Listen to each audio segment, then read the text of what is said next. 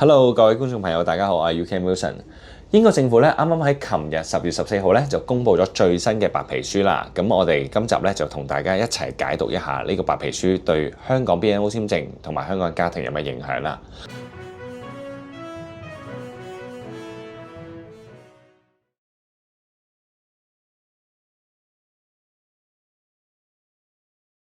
咁英國政府咧目前咧暫時未對永久居民申請 Indefinite Leave to Remain 咧提高呢個英語水平嘅。咁但係咧政府已經對部分嘅簽證提高咗英文嘅要求啦。但係當中咧唔涉及 BNO 簽證 BNO Visa 嘅。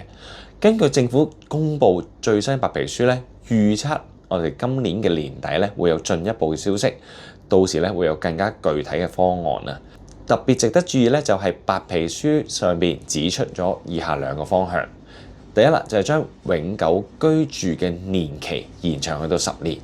第二啦，就係引入一個叫計分制啦，即係 point-based system 咧，去等符合一啲特定嘅條件，例如啦英文水平、工作能力或者社會貢獻嘅人士咧，有機會將呢個時間去縮短嘅。如果上述建議落實咧，呢個制度咧會間接提高咗呢個英語水平嘅實際要求，特別咧係會影響有意喺5年內達到永久居民資格嘅 BNO 簽證人士。目前咧呢一啲細節咧都仲係要等確定嘅，政府亦都未有詳細嘅説明。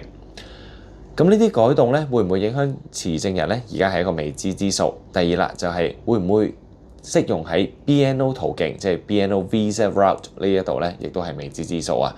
咁總結啦，就係話整體而言咧，現階段嘅政策咧係不變嘅，但係英國政府咧已經明確表示咧年底會有詳細嘅改革方案啦。咁我哋 UCam 團隊咧一如以往都會為你哋緊貼最新嘅消息啦，提供第一手可靠嘅方案。今集講到呢度先，如果覺得呢條片有用嘅朋友，歡迎俾個 like、share、subscribe 去支持我哋。